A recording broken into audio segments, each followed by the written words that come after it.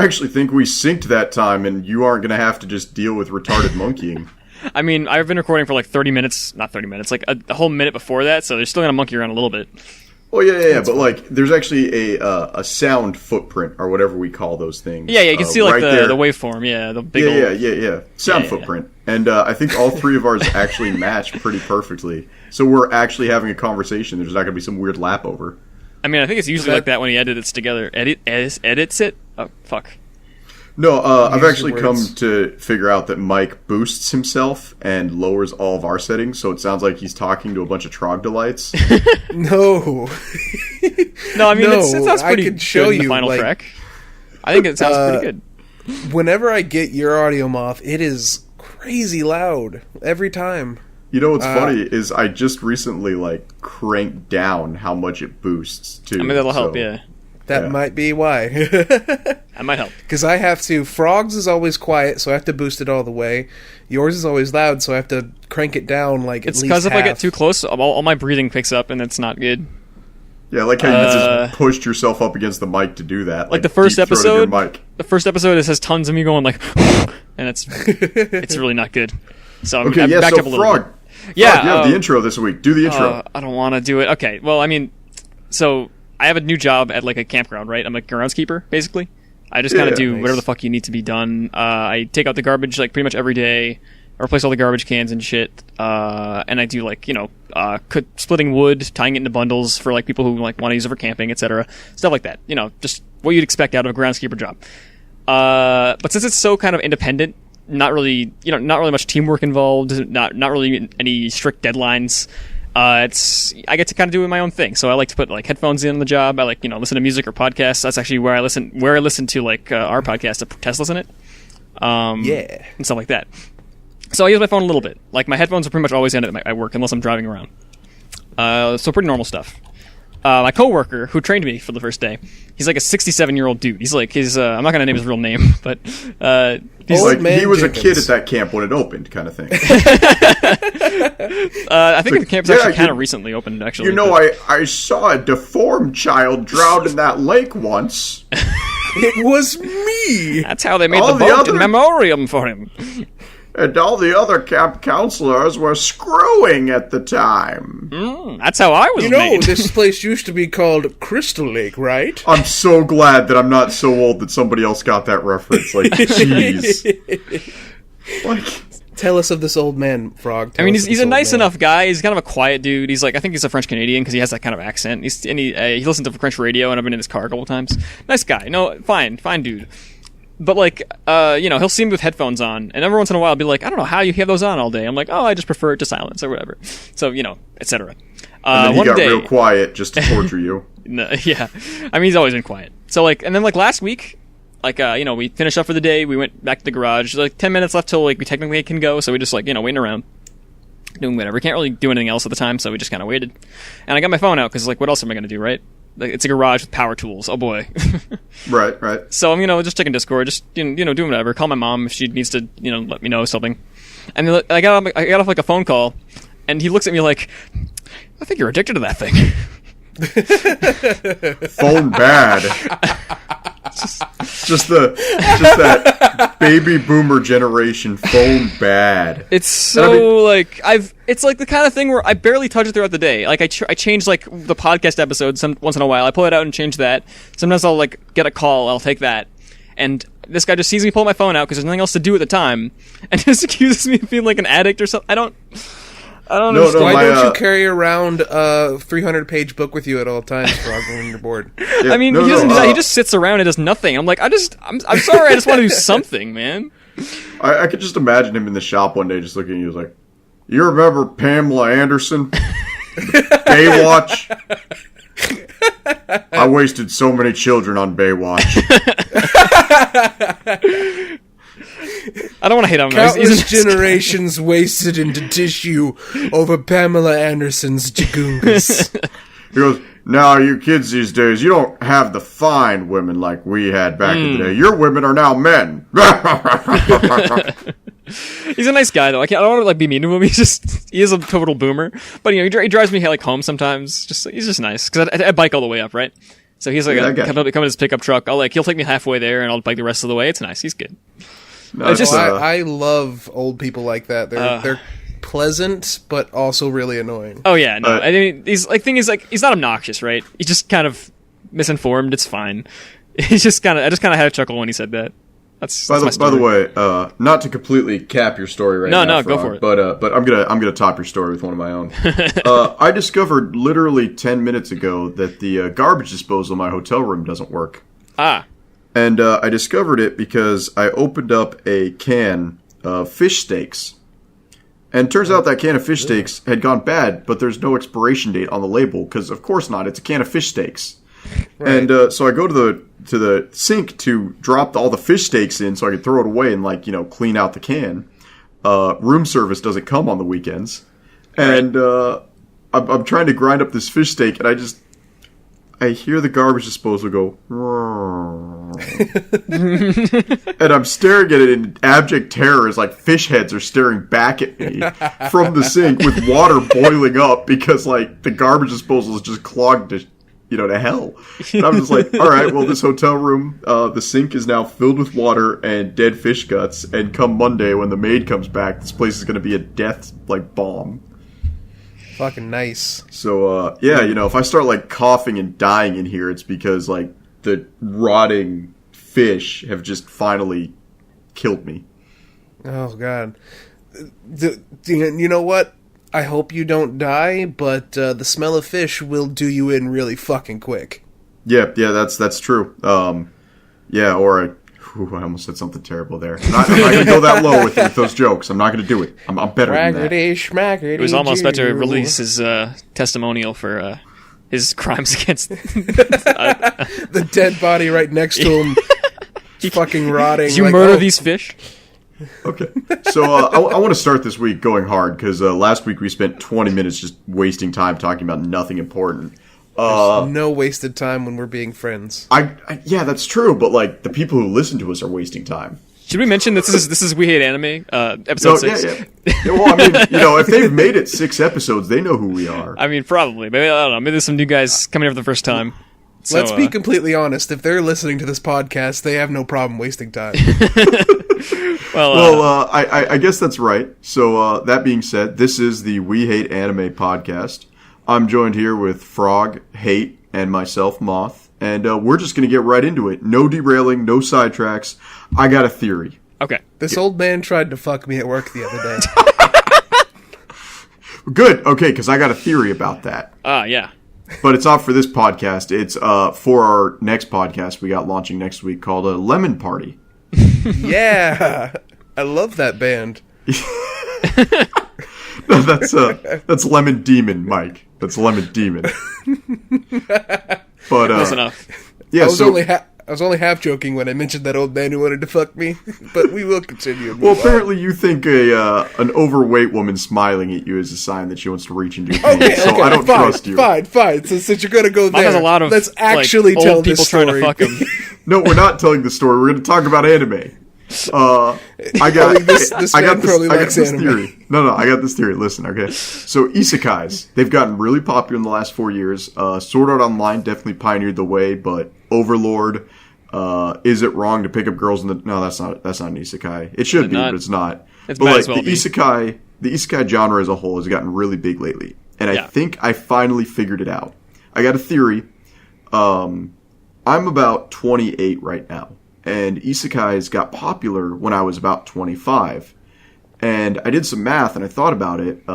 Mike might have gotten in on this. You obviously didn't, Frog, but Mike might have gotten in on this. Internet 2003 to 2007 was a wild place for unsupervised children that were antisocial. And so we conglomerated on forums, and there was nothing more popular than forums based around anime. So you had Yu-Gi-Oh! Roleplay forums, you had forums for Naruto at the time, because Shippupi had just started to launch, you had forums for everything. There were always roleplay forums for a bunch of horny, lonely teenagers to just live out their power fantasies that they can't get in high school because they're weak and they're flimsy, they don't understand proper diets, they don't understand proper nutrition, they don't understand proper lifting protocols, they're just pathetic.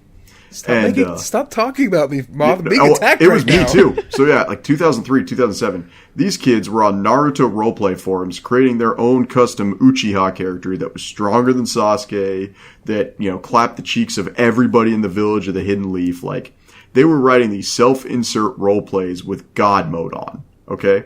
Yeah. And they were going nuts, it was just tons of just sexual gratification. It was just these kids were being horny and unmonitored online.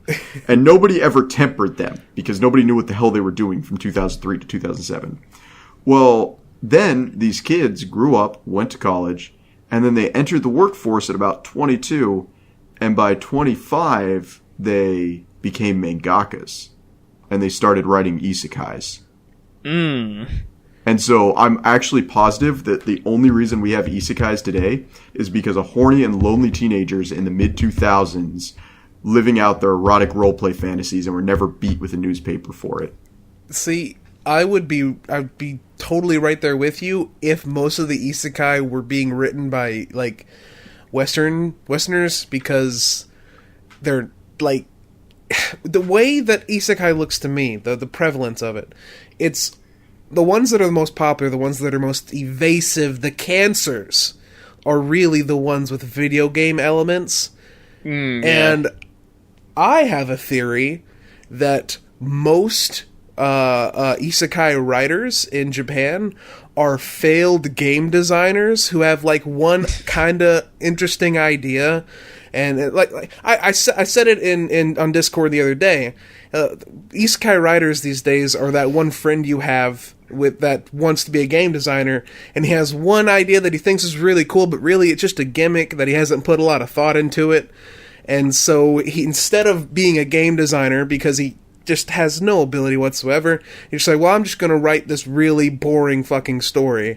And that's what isekai writers are now. They take a one little game mechanic, they're like, okay, and then generic fantasy element, and then print it out. And because Japanese people will literally eat any shit as long as it has their fetish in it, I want to stop you right there, because, like, most isekai are the exact same game. Yeah, it's Final Fantasy 14 online, every single one of them. Yeah, it's like, you said they have a unique game idea, but they're all the exact same video game. It's all just MMO, like magic in it, and it's there's no different elements to it. It's all the same. Yeah, you absolutely lost me, Mike. And in fact, it's become so transparent as a genre that we have an anime this season, called Isekai Cheat Magician. So, like, I kind of like your idea, and I can see it in the light novel aspect, but honestly, like, the crap that's trudging to the surface is just horny Naruto role players making a self-insert anime. That's all it is. And the only reason we're continually consuming this, and the reason I avoided it, is because when I was growing up, I didn't like elves. I didn't like the elves in Lord of the Rings. But I guarantee you, every single one of these losers who liked the elves in Lord of the Rings, thought they were the cool, edgy ranger or assassin class online. So when freaking Sword Art Online came out, everybody was like, oh boy, I'm just like Kirito, because he's like Legolas and he's a ranger or something stupid. So yeah, I don't remember where I was going with this, but fuck elves. Really, that's where all conversations end up. Yeah, we're gonna kill the Keeblers. As much as you know what? I was about to say as much as I like elves. I don't like elves. Fuck elves. They're the most boring fucking fantasy archetype. Fuck Rice Krispie elves. And you know who the two people we can blame? Fuck them. No, there are actually two people we can blame for this. We can blame Peter Jackson, and we can blame R.A. Salvador for this. Like, no joke, R.A. Salvador writing the Drizzt series single-handedly ruined elves. And then Peter Jackson showed up and was like, what if we took these giant hand, hunchback, weird-ass, troll-looking things and made them pretty?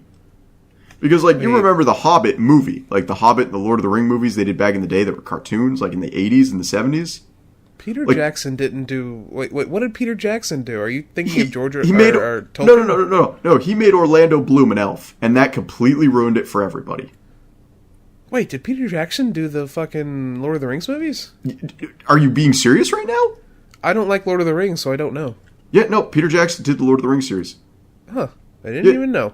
Yeah. So he made Orlando Bloom an elf and ruined elves, and then they got further crucified by R.A. Salvador writing the Drizzt series, which speaking of self-insert overpowered garbage, I'm a drow outcast and my familiar's a giant black cat. It's a panther. That's the things, though. So much fantasy, novels. So many fantasy novels in the West are just terrible self-insert novels. Well, here's what kills me. If we're going to go off on this tangent, I'm going to go off on this tangent right, and I'm going to just crucify The Witcher real quick. I read the books before I played the games. I did. I know I want to sound like I'm one of those, no, like The Witcher 2 had come out, and I realized I didn't know anything, so I sat down and I read the books, and I played The Witcher 2, and I played The Witcher 3, and I actually hate how Geralt is viewed in the Witcher games. He's too sympathetic a character. Because in the books, he just got stuff done. He shows up to some random dude's house, kills him, leaves. That's the end of it. So there's why don't people... That's how he is in the games, too. No, he's not. In the third game, it's literally, why don't people like me? Every time he goes into a tavern. Literally. No. Yes. I 100% completed that game. That is not what... His whole thing is that he's like that in the books, he's tired. He's tired. No, he's not tired. He's like, oh, people don't like me. This little girl looked at me funny. I'm like, yeah, you got white hair, weird eyes, and you have the ability to kill people with your brain. I wonder why they don't like you. You didn't play the game, because I did play the game. Not like that at all. I did, because the game actually had really good monster hunting mechanics, and it was really well done. At the same time, Geralt is a completely irredeemable character compared to who he is in the books. And now we're going to take even more personality away from him by having the same guy who did Superman in the DC universe play him. So at this point, he's going to be a cardboard box that sometimes goes, really weird. People don't like me. It actually doesn't look that bad. The show isn't out yet, obviously, but don't get me wrong, I think it's going to be a lifeless imitation of the books, but it doesn't look that bad. Yeah. But back to isekais. The Witcher's technically an isekai. How? The Wild Hunt. Oh yeah, that's true. Okay, all right, whatever. I'm not even going to argue this with you because I'll just lose more viewers by my hatred of Geralt. It's yeah. So isekai's bad, and now we're reaching a point now where the market's so saturated. I think we're finally going to see it start to die, like we saw with sports animes when Kuroko got popular. Wait, did we see a lot more sports animes when Kuroko got popular? I don't think sports animes have really died. I just think there was, whenever that was popular, there was 2 different basketball animes, so it seemed like it was a little oversaturated. Well, we had a time, like, it happened with everything, because back about the time when, not Fairy Tail, but the one where Soul Eater, where Soul Eater and Bleach and all those, paranormal shonens were getting really popular, where it's like, oh, you know what's cool right now? Ghosts and stuff. We saw that hit an all-time high, and it died down. I think we're at the point where I just have to put up with isekais for another 3 seasons, and they're gone. They're gone forever. And the only things that's going to come to the surface are the really unique ones, like the guy who died a speedrunner and ends up in another world as a speedrunner, just trying to run through the isekai as fast as he can. That's a decent idea, yeah. You know what's sad is when the most interesting idea I've heard for an isekai in the last 6 months is he's a vending machine who has to control the prices or he can't get better. That's the best idea I've heard in months. There are, there do exist, this is, the reason I hate isekai so much. It's that isekai aren't inherently boring. The idea of getting transported to another world is interesting, and you can do a lot with that. It's a very easy fish out of water setup. It's just that most writers, you do that just to have a boring, generic action harem show. You know what the sad thing is? I can only think of 2 isekais I've genuinely enjoyed in the last 5 years. And one was Gate, and then after Gate... Oh, no. Wait, you like Gate? I did like Gate. Right? I didn't think it was great, but as far as isekais go, it was... you got the bottom of the barrel where isekais sit, and this just kind of floated almost to the surface. Only one I can think of off the top of my head that I've liked is... I won't stretch the definition as I like to do to make people mad, because isekai is such a broad thing to define, but I'll just stick it within things that are considered isekai. The only one that I've kind of liked relatively recently has been Konosuba and then Isekai Quartet, which is just Konosuba 3. Trash, though. Like, Konosuba is absolute irredeemable fan service trash. I don't even like it that much, and I don't understand your take on this. This has been like several months long ordeal with you. Oh, by the way, the other Isekai, Drifters. Oh yeah, I heard that was good. Oh yeah, Drifters is good. Where Hitler is the good guy. Oh yeah, Frog, are you familiar with Drifters at all? Because it has like the best setup, in my opinion. Yeah, Moses is the bad guy, and Hitler is the good guy. No, it's not Moses. It's Jesus, straight up. He even has the marks in his wrists where he heals people from them. So Jesus is the bad guy, and Hitler's the good guy, and it's still amazing. Yeah, the whole premise of Drifters is that there's like these two warring interdimensional beings that like recruit characters as they die in the real world to their isekai island. The problem is they don't specify what makes a drifter and what makes the other group. It's just like, yeah, this guy's a drifter, this guy's another group. There's no method to the madness. There is implied method, and it's that the ones who were like considered good in the real world, like Joan of Arc and Jesus Christ, are isekai'd into demon monsters, and the ones who are bad, like Nobunaga and fucking Hitler, get isekai'd into the saviors of the world. Okay, well, Frog asked me a question. I have to genuinely answer it. Konosuba is bad to me because it reaches this point where a lot of people are like, it's a parody. It's a parody of harems. It's a parody of the isekai genre. And I can accept that on paper, but then when I watch Konosuba, there's a difference between parodying something and glorifying in something. And so it's like, yeah, it's parodying ecchi and harem stuff. And I'm like, yeah, but there's still a ton of ecchi content to it. There's an entire episode dedicated to him visiting a succubus palace and almost raping one of his companions. Like, it's very much fan service heavy. It's very much ecchi heavy, and it's very much a harem. And it's like, oh yeah, well the characters are all useless, so it's kind of a terrible harem. Like, okay, go back and watch any harem that you've ever seen. Go watch Love Hina. They're all useless. Go watch Tenchi Moyo. They're all useless. See, that's the thing though. In Konosuba, you're not supposed to like look at Kazuma and say, "Oh yeah, that's a relatable character." He's like they're all supposed to be awful people, and you're supposed to laugh at their misfortunes. Yeah, but then it gets horribly misconstrued because every stupid, edgy neckbeard who doesn't understand that the reason girls don't like him is because he's 400 pounds overweight and doesn't know what a gym membership is, goes, "Oh yeah, he's totally like me." And because of that, because of the audience and how it gets misconstrued, something that might have been good at one point, which it wasn't, gets crucified even further. I'm just gonna say, if you can't enjoy something because of its audience, that's on you, not on the show. Like, I can enjoy something even though it has a terrible audience. Case in point, I still like Rick and Morty. Like, you can like something with a terrible audience. The problem is, every time somebody describes Konosuba to me, it is not the show that I watched. Like, I watched the entire first season. It's not like I'm just taking a hot Moth take here like I normally do, where I read like a synopsis or something. I'm literally saying I watched the first season of Konosuba. No, I mean, it's fine. You can have your opinion. Well, no. It's a every time it is described comedy to me, it is not the show I saw. So I'm like, I'm wondering, once again, is this a Mandela effect where there's actually a good Konosuba and I just haven't seen it? Or like, it's just trash. Like, it's a well-animated comedy. It's not like it doesn't have anything more than that. That's just what it is. Like, I don't even like if I made a 3x3 or my top 20 or whatever, it wouldn't make the list.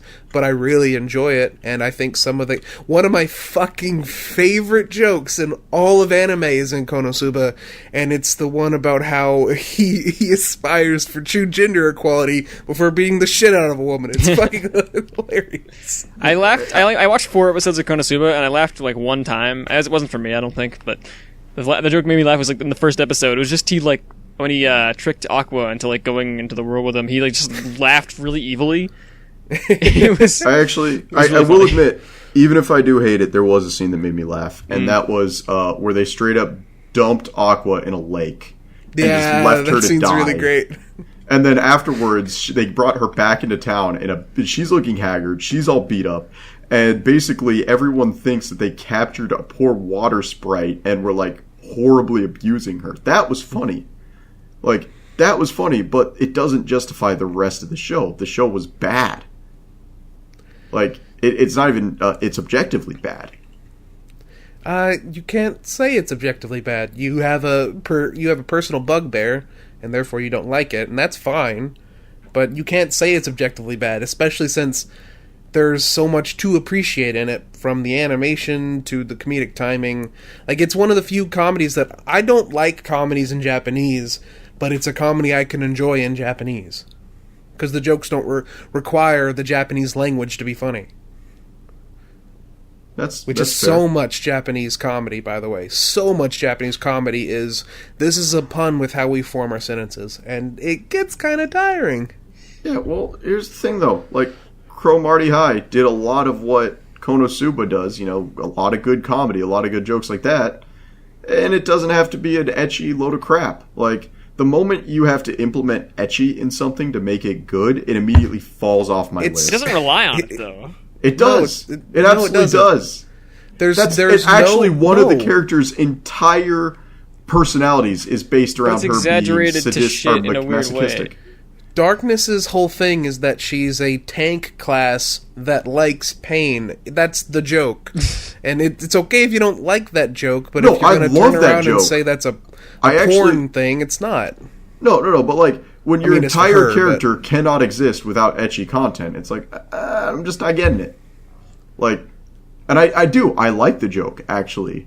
I just think there were ways that they could have done it without her almost getting stripped all the time while screaming hentai quotes. It feels odd, because you expressed your like for Akemi, and her whole joke is that she gets cum when she sees Cool.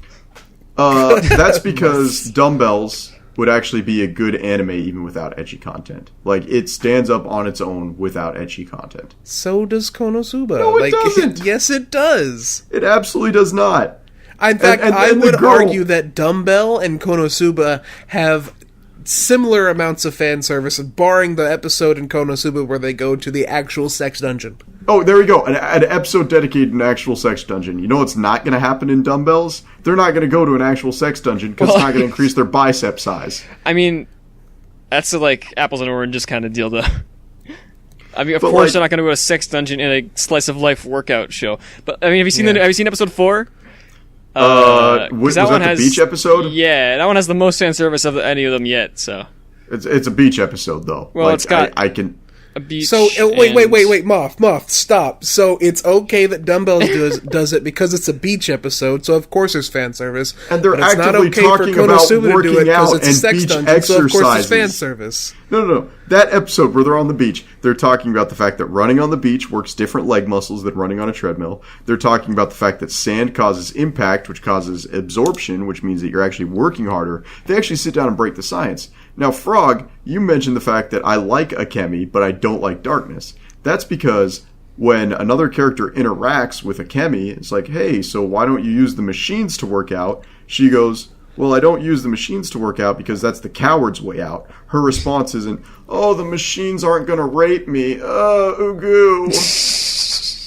I mean, it's a different character trait altogether, but just...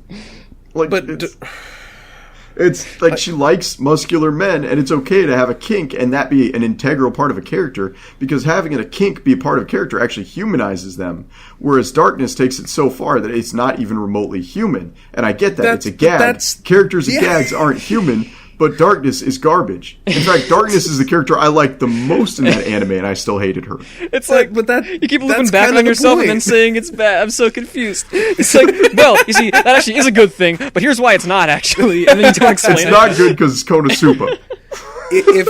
All I'm gonna say, if Darkness was a guy, Konosuba would probably be his favorite anime. If the entire anime switched genders, it would be my favorite anime. Like Kill la Kill is a dude. It's literally just a problem because you don't like boobs. If Subaru was a girl and all the girls were boys, it would actually be like a top 10 anime for me, no questions asked. What if we both kissed in the Demon Lord Slayer and we're both boys? Ladies and gentlemen, this is the world we have to live in. Aren't you glad you don't? But please join our Discord if you want to be inside the Terrordrome. Look, alright, speaking of all-boy doing an all-girl job. There's an anime this season called Given, and it was described to me as K-On! With boys. And I have to say that's completely inaccurate because K-On! Is complete trash, and this was actually good. I would actually describe it more as Mongolian Chop Squad, but with slightly less music. This is where Frog dips out, by the way. Okay, no. So I learned this week, and I don't know how, being a weeb for 20 plus years, I did not know there was a genre of anime called Shonen Ai. Oh, and yeah. basically, it's the best thing of an anime. It's a shonen that's plot-driven, that's got character development, but it's gay. Well, it's actually not a shonen. Shonen Ai just means boys love. So Wait, yeah. what? Yeah, that's No, what shonen means action. No, shonen means boy. No, Yeah, shonen means boy. action. So Shonen Ai no. means action gay. Do you think All Might is saying, "Come here, young action"? Yeah, I mean, all he ever talks about is Brooklyn Smash. Also, what are you he talking probably about? does want to get on that Dekusi. Shonen's just things that are targeted towards young boys, like, which is what I am, basically. No, Yeah. but like, Frog is no, child All Might confirmed. doesn't say shonen. He calls Deku young man or something because calls I him- would listen to the he says- English dub. He says Midoriya Shonen. That's what he calls him. I hate the dub is so bad of My It's Hero not even that Academia. bad. You're crispy. Actually, the Bakugo voice actor is really good in the English Yeah, dub. he is. And I- Present Mike actually has a good actor too. It's because Americans, I actually firmly believe we can do loud characters better than the Japanese. Depends, I As think. long as the loud It character really is does straight. depend. Loud There are- female characters are better in Japanese. No, but Oh, like no, actually, I agree. as long as the loud character is straight, America can nail it. The moment you get Bon Clay from One Piece into the mix, we can't do it. I don't know, man. So, so as I was saying, Shonen Ai means action gay. Big action gay, yeah. Big action gay. Yeah, that's Action actually the best gay. genre right there. But let's actually talk about Given. Is there 'cause even it's any really- action in Given? I don't think there would be. I mean, The the main only character is action getting is action between with the- an autistic kid. There we go. So, Given is the story of a guy, just a normal high school guy who's really good at guitar, who ends up befriending a kid with autism because of their mutual love of guitars. One of them likes to lick his guitar and stare at it longingly, and the other one's actually good at playing it. And It's so far implied that the autistic kid, he got his guitar from his dead brother who killed himself. really, I did not get that, and I'm three episodes in. In the first episode, like there's the beginning is a flashback, and you see him staring at a hanging corpse, and then he picks up the guitar. It's like that. I mean, that And then could it's just be only implied that it's his implicative of him brother having a bad whenever you dream. meet I mean, them later if on. we're to take an abstract out of it, that corpse could simply have been the breakfast that he had the day before. Like, it could be anything. It's storytelling. It's complex storytelling. You make me want to shout, fucking rip my hair out and shout. But basically, Given is the story of three really well done, really well designed characters that are enjoyable to watch, and an autistic kid who randomly just starts screaming "la la la" in public places. That's a self-insert. It's kind of fucking wild whenever he starts badly singing, and then the character's like, "You changed my life with your laws." It's so good. Dumb. I love it. And we're not even kidding here, Frog. Like, literally at the beginning, he's like, "Don't you have any musical talents?" As the kid's like stringing a D chord over and over again. He goes, "Sometimes I have this song in my head." And in the middle of a school building, he just starts screaming "la la la" at the top of his lungs. And then again, in the third episode, they have a romantic chase scene where the main character chases after him, and then he stops him and goes, "I need you to sing in this public place again." And the guy just starts belting out at 80 decibels as loud as he can, just la la la la la. And the guy, the weirdest thing is that guy can sing because he sings for the ED, and it's a pretty good song. Oh, does he? Yeah, If you listen to it, you'll hear his voice. I don't listen to EDs because they're garbage. There is one good ED in the last 3 years, and that's the Dumbbell ED. Yeah, oh man, the Dumbbell ED is fucking dope. That entire show is perfect. Once it's done, I'm gonna binge watch it. I'm glad I watched the first episode though. Oh, it's great. Yes. So, given, honestly... It's a given. It was described to me as a good K-On! And I would take it a next step, and I would say it's a really, really good shonen ai. It's a really good action gay anime. And not only that, Frog, because I do want you should give it a shot. It's a really good character drama. I'm going to warn you right now, Maybe. the first 10 minutes are the most boring 10 minutes I've ever seen in an anime, and I almost dropped it. And Moth telling you that should be enough for you to know it's probably pretty good. Like, no joke, until the drummer showed up, I was bored out of my damn mind. Here's the thing, Mike. Me and Moth are, well, we disagree very much. We are like-minded in the fact that I just want to see fucking people beat the shit out of each other. Yeah, really. But that's you it. can also appreciate really good cinematography No, I'm sure I can. and storytelling. Yes. I'm aware. I like some shows. I've seen a couple slow shows. They usually don't leave as much of an impact, but I like them. Given's not very slow. It's actually like has a pretty decent pace. I mean, I don't mean necessarily just mean by pacing. I just mean more so I in would terms of say subject the matter. first But 10, you know, I would say the first 10 minutes of Given were so bad that it wasn't even funny. But then the moment he met his band, it was great. And here's something: my wife, huge band geek. my wife. My wife, she talked about the scene. They do a lot of 3D because 3D is becoming the new norm for high intensity action scenes, like the stuff where you'd have to be drawing a lot of movement. And according to her, the music and the notes that were being played synced perfectly with the characters' hands on their guitars and drums. So It wasn't something like, a trash anime like K-On! Where you just see the kids uselessly strumming away, or like the Melancholy of Haruhi, where they're just standing there like stringing a guitar 100 times, like I love how, forever. Is this like the episode where you just try and see how many little insults to popular shows you could just sneak in there in the middle of just in between the cracks? Yeah, it's not like Lucky Star that had the worst OP I've ever seen, I want to dissect you, you fucking invalid, you bedridden moraine, I like you the Lucky Star childless opening. That one's actor. a little bit weird. The childless actor? I mean, I'm pretty sure that's most actors that aren't Brad Pitt. But, no, it's, the motion of them playing instruments syncs up really well with what they're actually playing. Yeah. And overall, it's a very good anime. It's the only serious anime I'm going to recommend maybe this year. I mean, Sarah's on my... Well, I mean, I guess it's pretty silly, so... Sarah's on my was not a serious anime. Very silly. Yeah, I mean, it gets serious, but I guess I can't really call it a serious show. Yeah, okay, fair enough. You know what? I'll take that L. That's fine. To transition into something that's not as serious, fuck you, Frog. Fuck you so much. Fuck you. Wait, why? Are you liking Dr. Stone? No. Fuck Frog's fine for liking Dr. Stone. We can all like things that are bad. No, Dr. Stone's been good, dude. A guy punched a lion to death with his bare hands. Yeah, once. Yeah. You know what? The other day... And he's been able to punch ago, statues.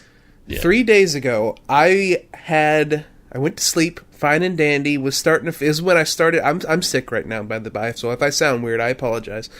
It was when I was starting to feel sick. I took some Tylenol PM, and I read some manga before going to bed. It was totally fine.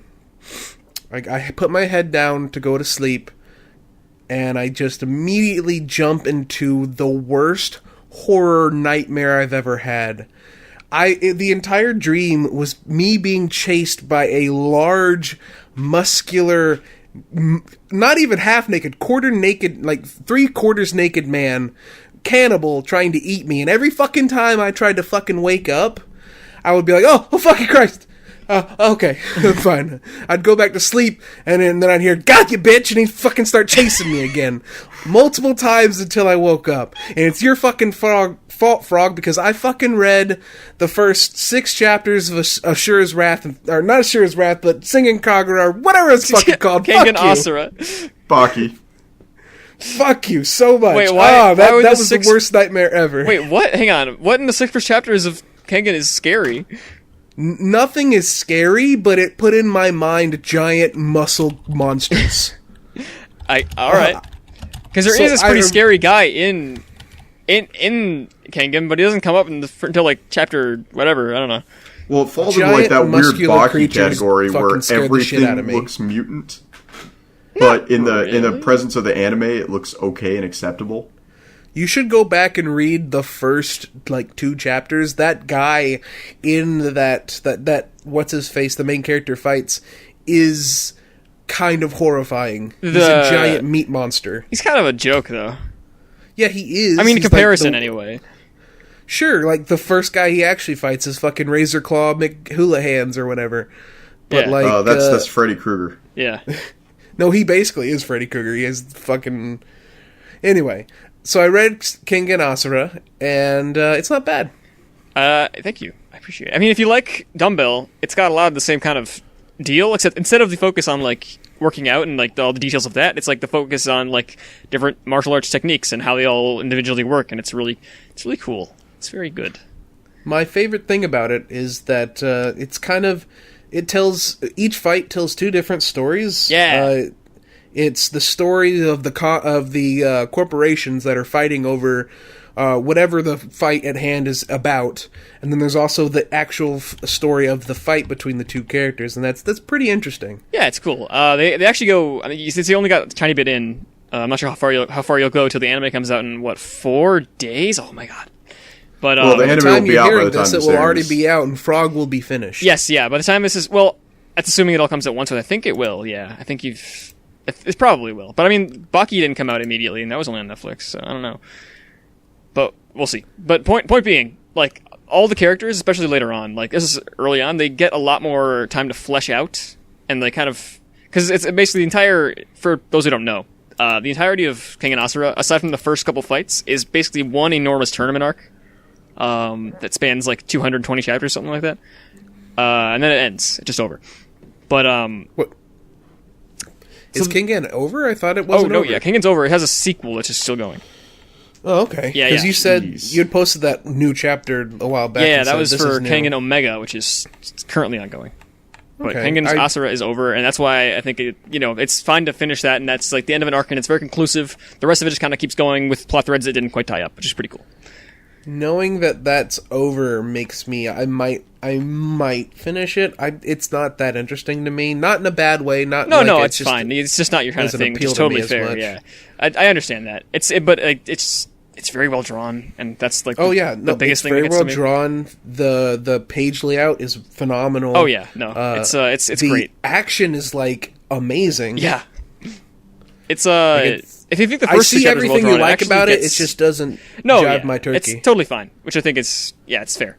But if you think the first 6 chapters are well drawn, it gets like really good later on, like way better. It's kind of like the Inaraki situation where he starts off pretty good and then it gets like really insanely what the fuck even happens. Yeah, gay, but not gay. More so just like more refined and the shading gets better, etc. And he kind of gets I guess he gets more comfortable in his style later on, which is really cool. Yeah. The only thing that's holding me back about it is just there's not much of a narrative. Like the fights tell a story, but maybe it develops one, but like not much is like sinking my teeth in. For sure. No, I think it starts off a bit slow. The first 3 fights take place completely outside of the tournament, and then it kind of gets into like the main meat of it. But I mean, I think the first 2 fights are more so to set up Oma, the main character, and kind of why he's doing shit. Oh, and dude, he's so fucking cool. He's the coolest. Like, Oma's like the coolest guy fucking ever. Whenever he was like, God, what did he say to that? Because the first guy he fights is a dude who thinks of himself like a Sentai superhuman. Yeah, and he even, I think his name's Reita, and he's like, I made that name because I'm a fucking asshole who's not human. Yeah, and he's like, he just completely fucks him, takes him down. Like he taunts him. That's like I love about so much early Oma is he's very cocky. And he gets in your face and just kind of... He does a lot more mental damage than physical damage a lot of the time, which is really fun. Oh, yeah. The way, like, whenever he gets up close to him and just... Yeah! He goes for that swing and he fucking grabs his hand with his fingers. Yeah. Because, like, for context, Moth, the first like, main guy he fights is, like, his whole deal is that he has crazy finger strength and he can, like, tear flesh with it, kind of like Freddy Krueger. But, like, less claws and more just, like, really, really tough fingers. And, so Oma's, like... Oh, the main character just goes up to him when he's about to slash, and he just grabs his hand with his fingers, like, he basically, like, puts his fingers up to his, so he can't, like, quite bend them enough to, like, get him, and he just, like, kind of controls him in that position for, like, the whole rest of the fight, and it's really cool. And, like, his finishing blow is to get him on the ground, and then to stomp on him multiple times. Yeah, just beat his face into the ground, like, curb stomp him, it's crazy. It's brutal. It's pretty rough, and it only gets. If they rougher. show that in the Netflix anime, I'll probably watch at least up till that, even if it's bad. I mean, that'll probably be episode 1. So Yeah, probably. I'll watch it. I'll give it when it comes out in a few days. I'll have to wait a bit because I'll have to sync up with my wife. But for sure. I'll watch it. Yeah. Yeah, no, it's honestly, I'm really happy that we've been drifting away from the twink shonen that we saw for years, which I would almost call the twink shonen stuff like My Hero Academia? No, My Hero Academia even has better drawn characters.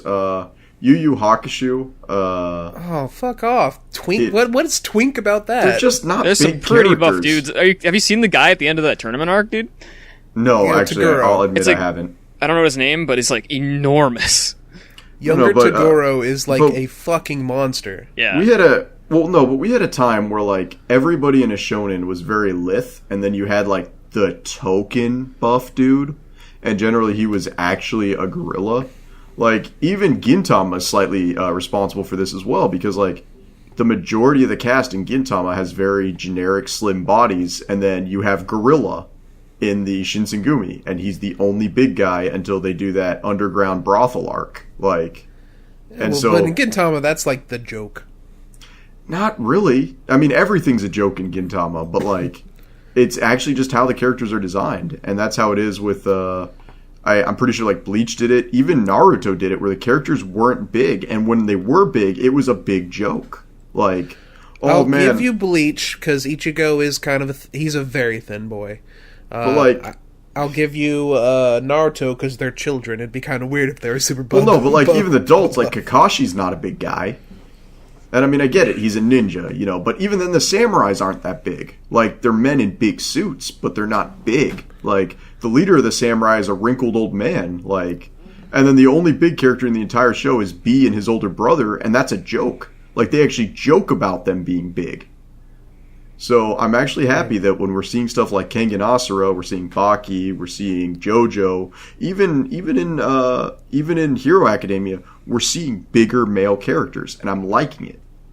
The weird thing, though, Moth, is that those 3 of those shows you just mentioned are really old.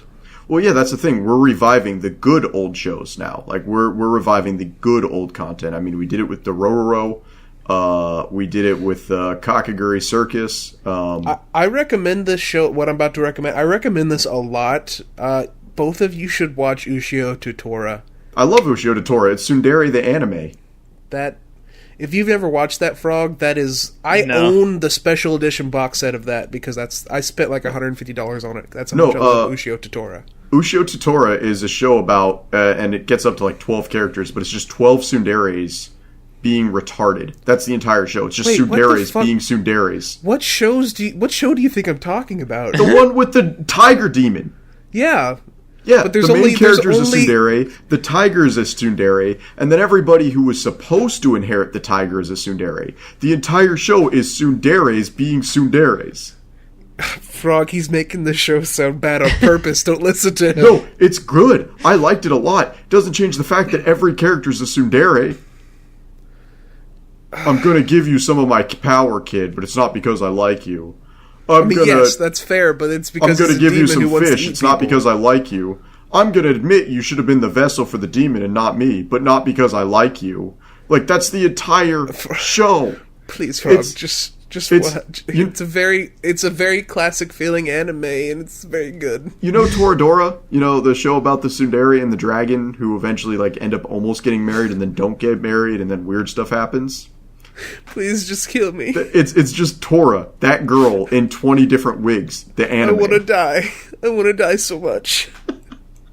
Yeah, so Ushio, and it's the same word in the same name. Toradora, Ushio to Tora. Coincidence? That's because I think Tora not. means tiger. I hate you so much.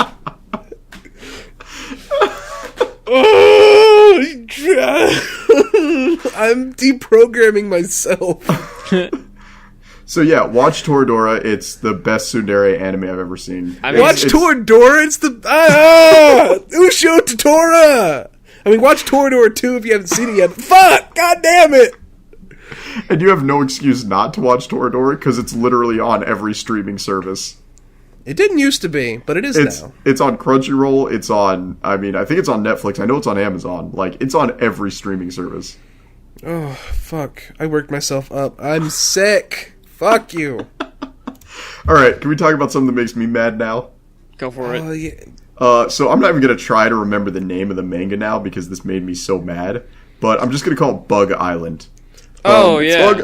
So I had been under the assumption that Bug Island was getting an anime, which I didn't really understand how that was going to happen because it's notoriously violent and pornographic. Turns out it wasn't getting an anime, it was getting an OVA, a single episode OVA that came with it.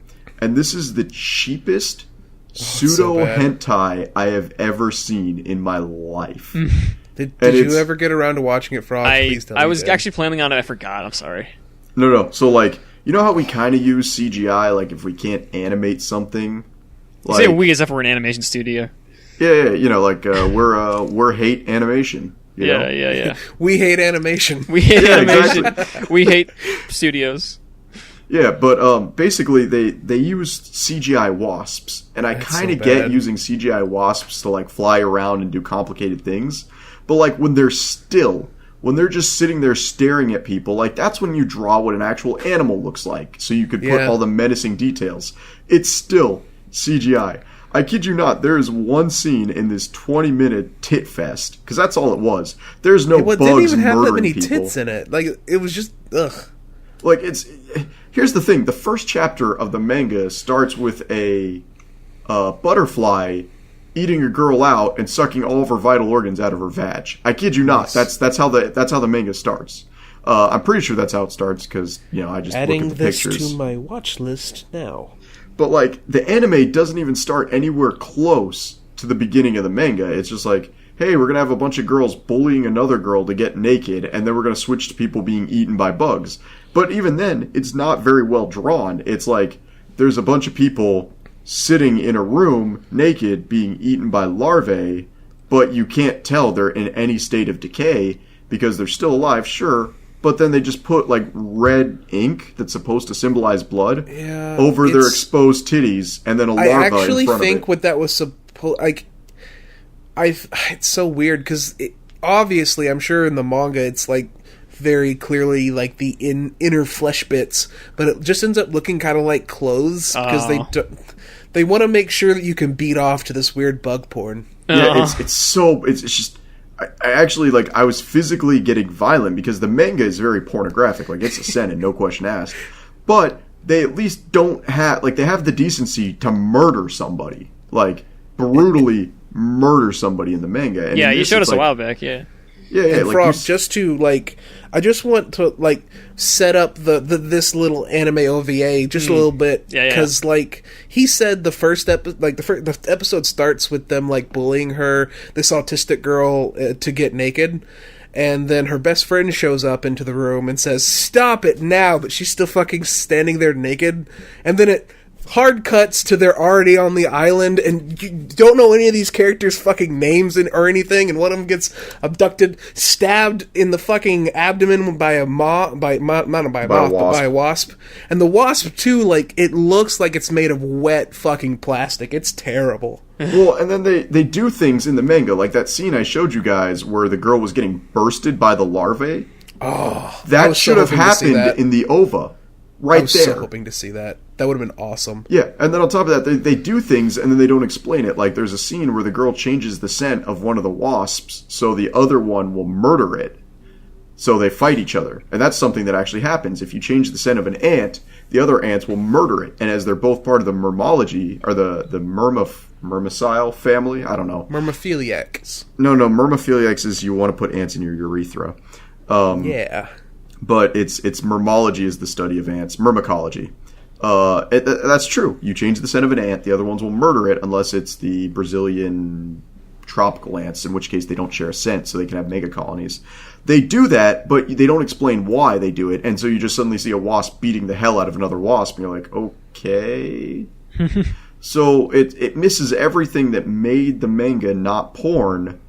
And it's just, the animation is terrible, too. Like, there's literally a scene where, I kid you not, You know that meme that was going around for a while where it was the kid like playing the trumpet on Photoshop? Oh, yeah. Yeah. They literally grabbed a grub and just drug it across the girl's oh my chest God. doing that. They just they did. stretched the image out?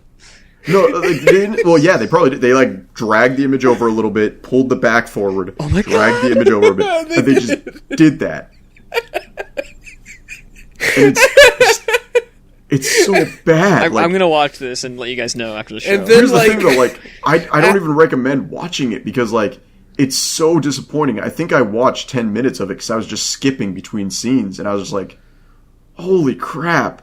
So it didn't get an anime. It got an OVA, and this OVA pretty much guaranteed it will never get an anime. Yeah, and it's so fucking awful. Like, the only thing... Because, like, I grew up in the country, and one of the things in the country that you deal with just a lot are ticks. And they show a fucking cat-sized tick in this OVA, and I was like, whoa, that's actually kind of unsettling. And then it ends, and it's like, what? Jesus, right whenever I'm starting to feel your vibes, motherfucker, you decide to end. Fuck you. Yeah, it's really sad when your 22-minute OVA has less animation in it than the 12-minute daily incest hentai that gets turned out by Japan. I mean, you'd think that the OVA, it's only like one episode long, right? It's probably gonna say that way. Yeah. Yeah, you'd think they'd put a little more effort into just one episode, though, right? I mean, And it's like... even worse, because, like, it ends... Like, I just brought up ticks. They're in a tick nest. That, like, is the perfect, like little, like, oh, hey, watch the next episode. It would transition perfectly into another episode. I would have watched another episode just to see what the fuck the tick nests would look like. No, it would dissolve the girl's clothes while the guy screamed angrily, and you'd see titties again. Yeah. And what's sad is the main girl in this looks like the red blood cell from Cells at Work. Like, she does kind of with longer hair. No, she does. She looks like the red blood cell from Cells at Work. It's pathetic. It's just... Here's the thing. The manga's not good. I'm not going to pretend the manga's good. How much did you read of it? Well, I can't... I didn't read anything. I just went through all the pictures. Oh, okay. I mean... I just literally went through pictures of... It's Shakespearean in quality. But, like, I can't crap on hot garbage like Konosuba and then pretend this is any good. Because it's not. But it's violent. And I came to this OVA wanting to see violence. Because OVAs, you can be violence. Go watch the Corpse Party OVAs. Go watch the 3 OVAs they did of Terraformers before the show came out and was heavily censored. Like, OVAs are allowed to be violent. Yeah, that's kind of like the whole thing. You get an OVA if you want to be super uncensored and dumb. Yeah, and I here's love the thing. OVAs. They're the best, but... Even as a nudity-laden OVA, because, like, you know, you got the stuff that they did for Monster Musume, like, it doesn't even compare. It doesn't compare on the sex appeal. It doesn't compare on the horror elements. It doesn't compare on animation, on violence. It's just bad. It's not even, like, B-C movie can't be bad. It's actually, like, a definition of what not to do when you do an OVA. Mm-hmm. It's really just... you should totally... I was really hoping you had watched it, just so that we could fucking... complain. Please, before the next recording, but, like, closer to the recording date, because you'll forget everything about it. It's very forgettable. Please I'm watch forcing it myself to remember obscure details about it now. Yep. And speaking of porn, can we talk about Two Hit Mama? No. Yeah, no. Let's talk about Two Hit Mama. Let's talk about the fact that the show pulled a complete 180 between episode 1 and episode 2, and it blows my damn mind. I haven't watched it. I just heard all the fucking stories. No. Like, here's the thing. Like, normally when you do something that's very low quality and it's garbage, you start with the most egregious episode off the bat to get low IQ individuals to view it. Not this time. Like, yeah. So, like, if you do most animes, like, there's a lot of fan service or ecchi in the first episode, and then they scale it back for the rest of the show. And it's like, oh, man, I gotta see titties. I hope I get to see titties for the rest of the show, and you get easy viewers. But with this, the first episode is very tame and very boring and just trash and not even interesting. Like, I actually stopped watching 14 minutes in because I was like, this is actually just boring to me. And then, apparently in the second episode, it pulls a 180, like he's lying on top of his naked slime-covered mother, she's talking about how there's only one man in her life she wants to have kids with, and it's her son. Okay, that's an edit. That's an edit. Is it? That's an edit. Okay. Yes. Wait, it's anime original? You know, No. That okay, she it's does a meme. not say I want to have kids with my son. I was gonna say, that's here's the thing though. Like, I could believe her saying that in the anime. That's how sad it is. What actually happens is that there's the scene where they're going through the applicants for the party, and she's treating it like a marriage applicant thing, and that's a kind of a cute scene. And then they go on a quest, and then on the quest they fight a slime monster that shoots them with slime, and it melts all of her clothes off. And it doesn't melt his clothes, but they both get hit with the same fucking attack. And then he ends up on top of her, and like every time he tries to go up, he fucking slams down onto his mother's chests as if she has multiple. Fuck. I mean, this woman does. And God, yeah, she's. Anyway, sorry, I slipped. Oh, sorry. We're getting into hates Freudian levels again here. They're reaching maximum Freud. I'm tipping my cigar, but like the slipping and she fucking says like that thing that you see in porn where she goes, "You can't do this, you're my son." And it's like, God, ah! It was already bad enough. No, it's bad. This is how I would describe it. Going back to Toradora, this is a discount version of Ryuji's mother from Toradora. Like, this is because the mother from Toradora she was actually really well written as a character because she is very lackadaisical, is not very great as a single mother. But she tries. She supports her son. She loves her son. She can at least provide him a roof over his head, and she's kind of irresponsible. This is that mother without any of the good traits. I'm. Whenever I first heard you say that, I was like, Jesus Christ, Moth is on it again. But like. Yeah, kind of. I mean, it's really just the ditzy stereotype, but without any of the justifications. Or any of the endearing qualities. Because, like, at the end, I wanted, Ryuji's mom to be happy at the end of Toradora. Like, it was great. I'm going to call you out, Mike. Hold on. Because last episode, you said that I love my Ara types. I just want to say, this is not even remotely close to an Ara type. This is a 16-year-old girl in the body of what is also a 16-year-old girl, actually. Okay, first of all, as you've had it explained to you, young-looking mothers exist, especially young-looking Asian mothers. Okay, not weird.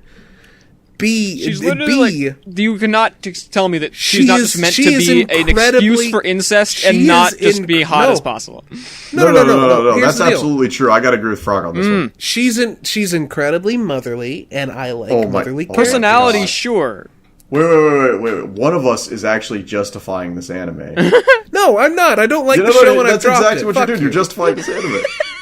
I am not justifying the Oedipus Isekai. Here you are, gaslighting Frog, and now I gotta gaslight you. Why do you make me do this? Do you know what that term means? I have no idea what that term means. It's never been described to me. Gaslighting is the act of convincing someone they're crazy for believing the truth.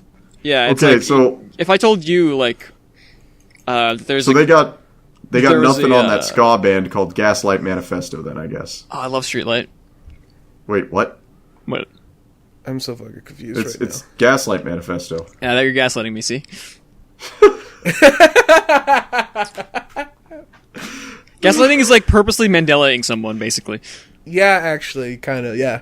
So you guys have been gaslighting me this entire series. Like, the last 5 episodes are just you guys gaslighting me. No. Yeah, I am a victim here. I think our audience are the real victims here. I can't believe it. I've been this victim this whole time. Oh, Jesus fucking Christ, in my life. Kill me! So I'm sitting here saying that Toradora or Ushio Totora is the, the tsundere, the anime. You're gaslighting me. No, I hate you so much. I hate you so much. Some weird stuff going on today. You're the reason I consider ending my life. Yeah, so, Mama Anime, I can't believe they pulled that over. Because I was watching with my wife, and, if that had happened in the first episode, it would have had, some minor comedic values to it and whatnot. Like, but it was bad, and then it was incestual, and now all the weebs on my Facebook page have their profile picture changed to her. Oh my god. So I don't know how many guys have an Oedipus complex on my Facebook page. It was already so mediocre. It was like harmless though. The first episode was like harmless. I didn't mind it. It was bad, but I didn't hate it. Now it's just needlessly it's just drived into. We know a guy who's been recommending this to us for a long time, by the way. Is that? Are we talking about? We can't put his name in the podcast. Oh no, I'll drop his name in the podcast. The isekai enthusiast. We will, yes, that we will just refer to him as the guy who literally enjoys anything as long as you slap a sticker on it. Yeah, the guy. No, he loves isekai. Just put like a duck squeak as soon as he says his name. His name is Duck Squeak, by the way. Guys. Yeah, by the way. So yeah, I don't know. He's been saying like, "Oh, it's pretty good," and now I'm just like, buddy. I mean, we can't, like, let's not clown on him too hard, but... No. I mean, we all know what he's into, right? Like, we can't even judge him anymore. It's fine. It's not fine, but it's fine. As long as the story's mediocre, he's right there with it. No, as long as it's an isekai, it doesn't even have to be mediocre. This is the kind of guy who thinks Dot Hack is probably masterful storytelling. We gotta cut, like, 90% of this. Okay, Dot Hack... Like, depending on which Dot Hack you're talking about, is pretty good. No, Dot Hack is not good. The PS2 games are okay as RPGs, especially in the fact that you could bring your save file over. That was cool. That was imaginative. That was interesting. The animes have never been good. That's not true. No, it absolutely is. That's not true. There's a 3-part OVA that is fantastic. Oh, congratulations. It's an OVA. It's supposed to be good. Unlike bug anime. Fuck, no. Yeah, let's shun the fucking bugs. Fuck you, bugs. Here's what you're doing, Mike, okay? You're having Kingdom Hearts symptom right now, where, like, there wasn't a Kingdom Hearts game, a new main storyline Kingdom Hearts game, for over a decade. And so everybody imagined that these okay action RPGs that sometimes involve Disney IPs was good. And they're like, oh yeah, childhood nostalgia, blah, blah, blah. And then Kingdom Hearts 3 came out and you realized, oh wait, this was never good. I was just retarded and ate paint chips. Kingdom Hearts 2 is really good. Kingdom Hearts 3 is just not great. They have different combat designers. B, I've recently played through the Dot Hack games. Like, they're janky as all fuck, but I really enjoy their stories. The Dot Hack games are good. I was saying the animes are bad. Oh no, like, the anime I'm talking about I watched recently as well. Like, no, it's bad. Dot Hack Sign, which is the one most people think of, the one with that banging OP that's really great, and then the show's mediocre and terrible. Like, yeah, that one's bad. The one that is a prequel to the GU games, I think it's called Dot Hack GU. That game, that anime's terrible, really boring. Then there's the Twilight Brigade, which is pretty okay as long as you. Like, Moth probably hates it because the character designs are cute, but it's also really dark. Twilight Brigade? Yeah, it may not be called the Twilight Brigade. It might be called the Twilight something. What is Twilight Brigade? Starlight Brigade. Yeah, that's Danny Sexton's band. Wait, he ripped off Dot Hack? Does he have no original ideas? It's not Danny Sexton's bangs bang bog. Fuck me, god damn it. Speaking of twerp, actually, they released a new album like a couple weeks ago. Just saying. Yeah, too bad it's not anime. We only talk about anime on this podcast and nothing else. Yeah. Speaking of anime, hey Frog, how's Hollow Knight treating you? Oh yeah, so I started playing Hollow Knight on stream, twitch.tv/frogking. It's fun. It's a lot of fun.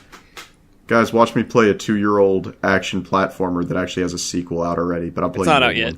The Silk Song's not out yet. But it's, I've waited a long time to play it, because I'm not a huge fan of Metroidvanias, but I'm really enjoying it a lot. It's because he gets to be bugs. Well, no, Metroidvania enters this weird territory for me, and it's hard to explain, so tell me if you've ever had this.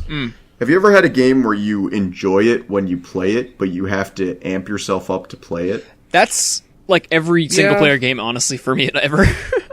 Well, no, like, I actually have it happen to me the most with Metroidvania games. That's why I can say this, is like, the Castlevania games, because I actually never played Symphony of the Night. I played every other Castlevania. Okay. Including the really weird N64 ones. But the Castlevania games are awesomely bad. The Castlevania games are fun, but like, Portrait of Ruin, this was the best example of it. I played halfway through Portrait of Ruin, and then I didn't touch it for like 3 weeks. And then when I got back to it, I'm like, I should really beat this. And then when I sat down and played it, I'd play it for 6-hour sessions. But I had to spend like 3 days ramping myself up to play the damn game. And I'm like, at one point, am I just ramping myself up to play a game? Here's the thing. I have the same problem with, like, kind of like I said, every single-player game, basically. Because whenever I like get on a computer and want to play a game, I'm like, oh, who's online? And if there is anyone, I'll play a game with them. So, like, it ends up being, like, a fighting game or League of Legends or, like, a shooter or anything, right? But, so I kind of... It's hard for me to get through single-player games unless I stream them, because then I force myself to play something on my own, because I don't... I mean, sometimes some games with friends are pretty fun to stream, but then I don't know what they're going to say, right? I have to... and I have to, like, censor them before they say some mad shit that's going to get me banned. Well, and also, like, I hate to say this, but a lot of games that you play with friends are just... they've kind of reached cringy levels for me, and it's... Oh, yeah. And the number one culprit here... Is League of Legends. Legends. Is just the most millennial bullshit, like, and I'm a millennial, and, like, the fact that I have to trash on my own people. Jackbox Party. Every time I hang out with people who I actually define as boring, and, like, have no forward drive to actually entertain guests and consider themselves gamers, it's always just every rendition of Jackbox Party, like all 5 games. I like all Jackbox. The expansion packs. But I think no. Let me specify. I like Quiplash. No. Yeah, see, here's the thing. Quiplash. I liked You Don't Know Jack from the 1990s. I liked when it got that Xbox 360 reboot from the 1990s, You Don't Know Jack. I like You Don't Know Jack as a quirky, fun trivia game. This Jackbox Party is just it is the prime example of just entertaining ourselves to death. Because it's not fun, it's not memorable, it's like Cards Against Humanity, where you're literally playing it because you're surrounded with people that you kinda like, you don't really like, but ending the friendship would actually be a little bit problematic for you. So you're all gathered around playing this stupid game where the answer that's gonna win every single time is 2 midgets shitting in a bucket. And That's the thing. That's the thing. Yeah, no, Quiplash it really is just like, Cards Against Humanity, but you actually have to be funny. No, you don't. You really don't. really You have to play the crowd. If you're playing with the right because people. Because most of the time, the thing that makes people laugh isn't what gets picked; it's the ones they relate to the most. So, like, yeah, that's honestly, why. That's why it it's devolves a into good game to like play ripping with on people. friends.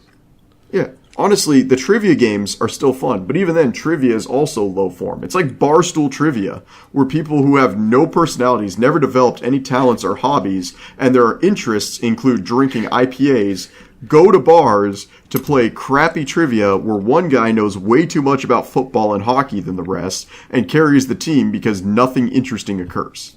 Trivia We're gonna play Quiplash. Quiplash together, and we're gonna have fun. We Yeah, should. sure, we're going to have fun, but afterwards I'm going to be like, is ending my friendship with Frog worth it?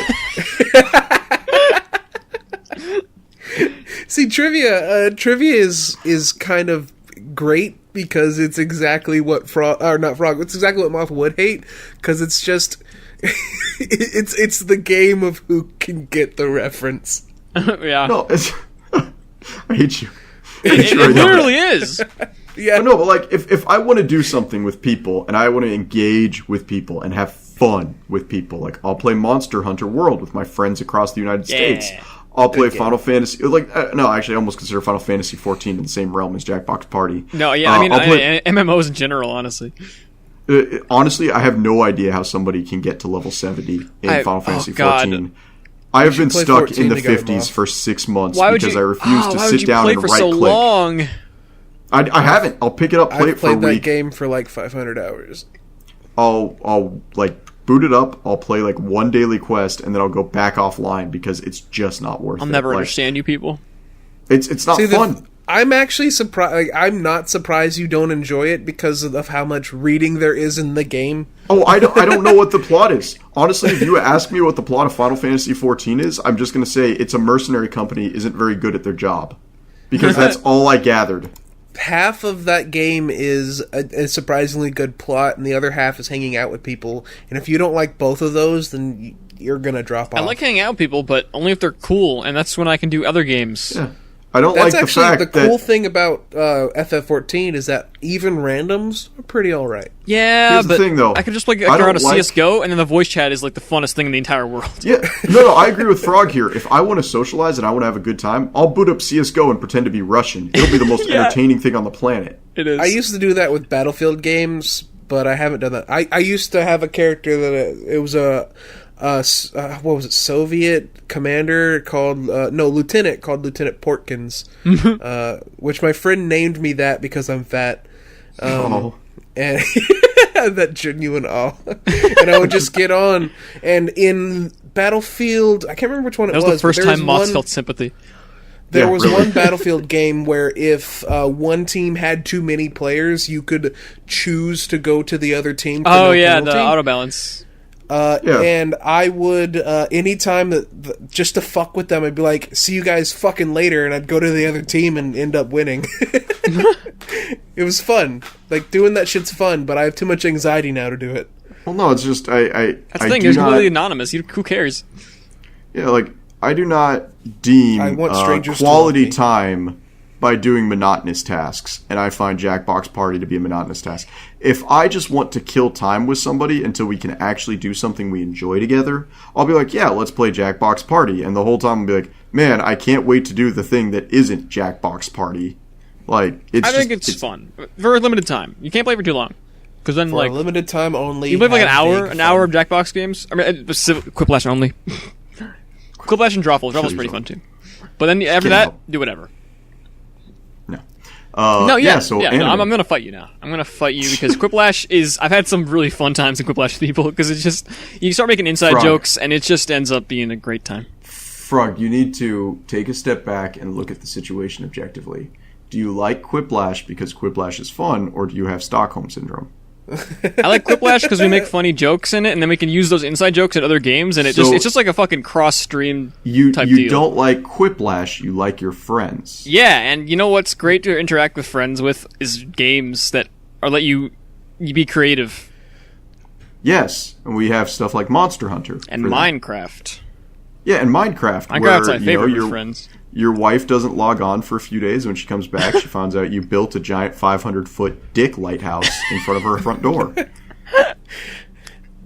See, I'm of the opinion that most multiplayer games are kind of like boring without Shout out to Fort and Broglio. So, like, that's why I play mostly single player.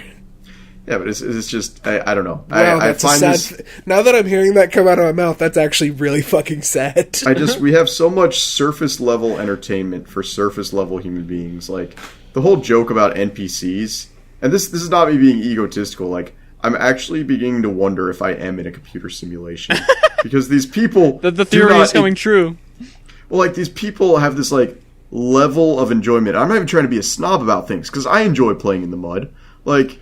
You really enjoy playing in the mud. I really enjoy playing in the mud, but like, it's just these surface level people with surface level personalities and things that they like. I like Jackbox Party. Do you like anime? Yeah, I can like those. Like what? Oh, whatever's on Netflix. And you're just like, I know. I totally get jaded and like super up in my own ass about things I thought how everyone else sucks and I'm the coolest and I know everything that's good. But like, no, I mean, well, and then they have no depth. And you ask them, you're like, hey, what do you like for music? And they're like, what's top 20 right now? What do you like for movies? You know, I really like that Batman movie with the actor who died. Yeah, I know. I feel this every fucking day, dude. I understand, and it's you know, because I love music so much and I listen to it all the time, and I try to find different artists to listen to all the time. So it kind of feels weird when everyone's just like, oh, I really like I don't know any like top 40 artists or whatever, yeah, and I'm like, and that's fine. You can like that. You can, yeah, sure. Like, you can like that artist. That's fine. But like, my issue is when their personality is completely surface level. Oh, that's the worst. Do you like movies? Yeah, whatever Marvel's putting out. Do you like music? Yeah, whatever's top 20. Do you watch anime? Know what's if it's on actually Netflix? The worst? It's when the people who enjoy those things make enjoyment of those kind of generic, not even like fantastic. They make that part of their identity, and then you voice that you don't like them, K-pop and fans. then it's like, fuck you. It's like, what? I detach criticism from this thing you like from yourself, because I'm not talking to you. I'm talking about it. The entirety of K-pop fans are exactly that. It's so bad. Yeah, it's so bad. That thread that I shared on I love Twitter it. a while It's so back. good. There was a guy, Moth, on Twitter who posted a statement that said something like, "I'm about to get on this plane, but before I go, I just want to say K-pop's the most cancerous thing that exists in the world." And then by the time he had landed 12 hours later, he had like a 5,000 fucking replies. It was amazing. That was, by the way, Lemmy from Lemmy's show, aka Steel is Heavier Than Feathers. Oh, that's that guy? That's that guy. That makes it so much better. It's just no. It's anime. Sorry, we're supposed to talk about anime. I just went super nihilistic for some reason, and I have no idea why. It's fine. I'm with you. Oh, here's something. I don't like Invader Zim. Okay, fair. I actually, and maybe it's because growing up, I only ever saw the same episode over and over and over. That will do again. it. Yeah, that'll ruin something for you. Literally every time I turned on Nickelodeon, it was the episode where they got lost in the city, and I just remember. That's a good episode, though. I like that. No, but it's like the one where it was like, Gur's like, I took this out to make room for the cupcakes. Oh, and yeah. I did this to make room for the pudding, and it's just like. Yeah. I mean, and I'm like, there are fat goth girls in my school Zim who hasn't wear aged this guy well. on their shirt every day. It hasn't aged well. Gur specifically. Gur hasn't aged well because at the time 2000s humor. Exactly. No, at the time, as like I was the perfect age to grow up with that kind of thing, right? That was like my. Oh no! He was the time capsule for that. Humor. Exactly. Like, that was the audience at that time. That was me, and I loved it. And now I look back and I'm like, okay, the show would be so much better if Gur would just shut up like half the time he does detox. I mean, I was about to say, of course, there are some good Gur jokes, but as an adult, I hate him so much. Yeah, he's definitely a lot more annoying. I actually went back and Jordan Vasquez, the creator, had like a comic a while back called Lenore. No, Johnny the Homicidal Maniac? That's the one, Johnny. Which is actually kind of interesting. That came out before Zim. Yes. Yeah. Back in the 90s, I think. And that's the one where he did really, really well until Johnny killed himself, and then after Johnny killed himself and came back to Earth, it just went off the rails. Did not get that far, but okay, it's fine. It's fine. Johnny kills himself. It's fine. I don't really care. But it is kind of interesting in the fact that like it's after like chapter 2 starts, it gets a little interesting, but like nothing crazy, obviously. But like there's these like little mini chapters in between the story where it's just this character who just spouts all that random bullshit. The goth girl? No. It's like this weird. It's one of those little in between. These in the first like issue. Interstitials. Yeah, whatever. Like there's little mini comics that he has in between the regular comics that are just these real characters. There's one character who's basically just Gur like 0.5, and it's just that for an entire page, and it's not funny. And I'm not even going to fault you for... Invader Zim is a thing that you can only really love if it's what you experienced as it was coming out and you were of the age. Yeah, you need to be... It's very specific. You have a 5-year window. Yeah. Totally. And once you're in that, you love it. But if you don't, you're like, Well, I would also say that it was, if you're a certain age, you could still love it. And I think that's kind of great, though. I don't think it makes it any worse for wear. I think it's like niche things are great. If you got like a 5 or 6 year old kid, you could give him Invader Zim and not worry too much about it. I mean, I would be worried if I gave a 5 or 6 year old kid Invader Zim. There's some fucked up shit. I would say 11 to 13, I'd be okay with it. 11 through whatever, yeah. 11's fine. But then I have to deal with my stupid ass 11 to 13 year old child running around going do do do do do do do do do, and I'd be like, all right. The Doom joke is one of those jokes I really like because I'd be I'm staring at sing him. the Doom song, and then he starts singing, and it's annoying, and then it does like just a black screen. 12 months later, and then it's cut to him approaching Earth, and he's still fucking singing. That's a decent joke. That's funny. No. I actually cannot believe I'm at the point now where thinking about children, I would be more okay with my child being a Minecraft kid than almost anything else. No, here's the thing. People hate on Minecraft kids, but that's like the best thing to be into. Yes, it is a creative outlet for kids, and we make fun of them because they might be cringy as fuck and whatever. But like, come on, they're expressing they're building things, they're like playing games, and they're learning how to program. It's great. It's a great thing. That's like the best thing that kids ever caught on to. No, it really is. Like Minecraft, I 100% support that opinion because when they get into Minecraft and they get into beginning programming and they learn beginner's Java and they learn beginner's tricks and tips and stuff and how to socialize online and stuff, all of a sudden your kid's making 6 figures and you can retire and go live with them. Hell yeah. Minecraft's that thing that was really fun to make fun of, but like it's coming back. No one stopped liking it. It's they coming just back to make fun of it. It's kind of weird that it's coming back because the new trend is Fortnite, which is No, it's dead. Fortnite's dead. It's not. Fortnite's Minecraft's back. dying. It's dying, not quite though, but almost. No, Minecraft has taken over. Minecraft's taken over for the. No, thing is it's taken over for kind of the people who grew up with it originally, not for the kids anymore. People are kind of coming back to it. It's like it kind of relapsed, and you can see that. I don't know if anyone watches like a YouTube kind of thing called SMP Live. Never. I thought you were going to say PewDiePie. And I was about to No, slap I you don't in care the about face. PewDiePie. Not a fan, but he's fine.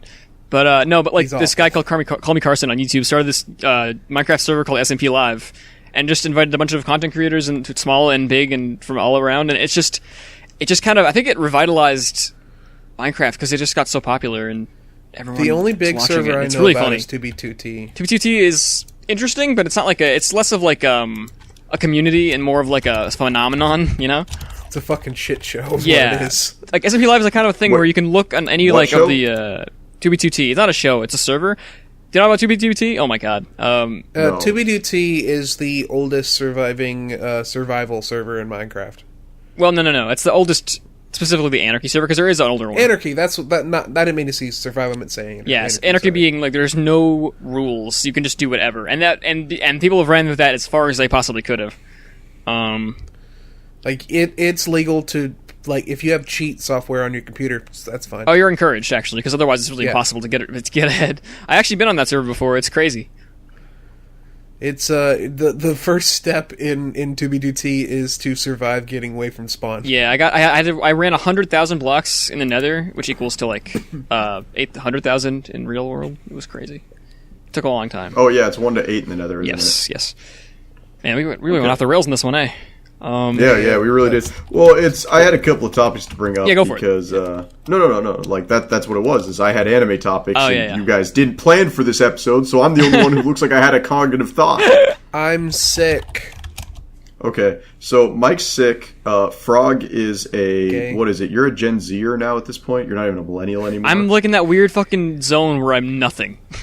Yeah. I was born So- before He's a Zoomer. 2000, but post 1996, so it's like I'm trapped. Help. Okay, so I don't Frog identify is a with anyone.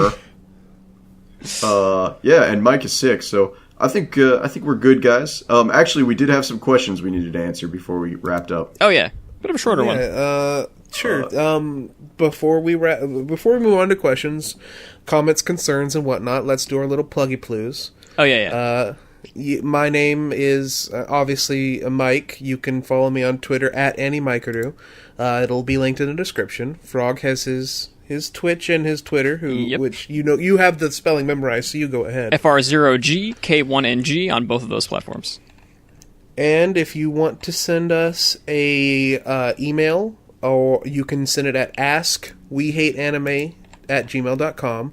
That's askwehateanime@gmail.com. Or you can join our Discord server, which there will be a link in the description, where you can come in and talk with us about anything you want to. Anything at all. Except for the band topics. Try to keep it safe for work. We don't need no more monstrous dong Kirby's. Yeah, So- I'd actually seen that already in like 3 previous Discords. I was like, oh wow, we finally made the rounds here. Yeah, I was gonna delete it, but I was like, that's so monstrous that's not even like, it's grotesque, not sexual. So I was okay with leaving it, and then someone else took care of it, so it was fine. Yeah. But we have first. We'll start with the emails. Yeah. We have 2 emails from the same person. Oh. They have their email set as their real name. I'm not going to say it. This is my coworker. Oh. Okay. First Hello. email. The title of the email is "So You Think You Can Dance?" And then inside the email, he just says, "So a sandwich walks into a bar, and the bartender says, 'Sorry, we don't serve lunch here.' I hate this human being so fucking much." You emailed us for a joke? The next one is Fuck you. Moth really enjoyed that.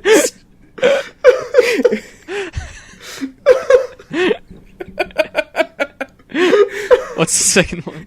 Jesus Christ. Moth, dad jokes murder Moth. We now know his kryptonite.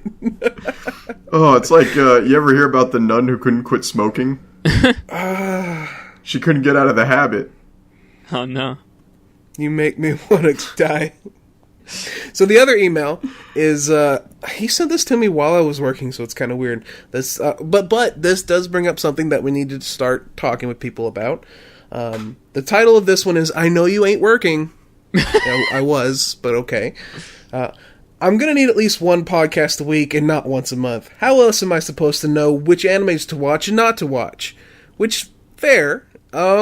We actually are planning within the next, timetables-wise, within the next month or two. Can I fill the audience in on this one? Go ahead, Moth. So the fact of the matter is, Frog and I are actually completely useless human beings. Like, neither of us knows how to edit anything. And the sad thing is, Frog is an art major. So neither of us knows how to art. Like, we don't know how to edit anything. We don't know how to change audio. Like, not a major, I literally plug my voice into Hindenburg Journalist and pray to God it sounds good by the time Mike gets there and adjusts my volume. Like, we are garbage, and Mike is depressed. So the fact that we have consistently done 6 episodes 2 weeks apart, like, that's a milestone. I'm pretty happy with it, honestly. Holy crap. I'm very proud of myself. Yeah. Yeah. I mean, the last episode you edited really fast, like within a day.